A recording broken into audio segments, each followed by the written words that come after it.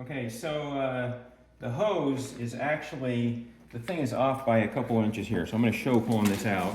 So pulling out the hose, this is the, I don't know what model number it is. But you see how it's kind of kinked here? See, it's not in the right, it's not smooth like this. And the reason it's not smooth is because when I pull it all the way out, it's off by 2 inches.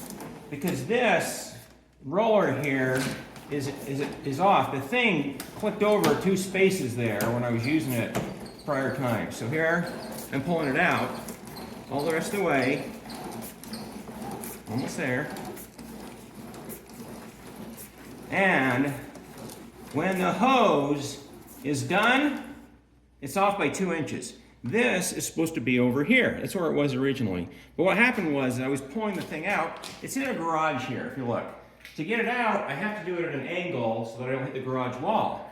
So when I do it at an angle, it made a click sound, and the thing's off by 2. What I need is the ability to disengage this. I can't figure out how to do this. To disengage this, I move it back over 2 inches, because now when it goes back in, it leaves this big gap here, which messes it up when it's done scrolling in. That's it.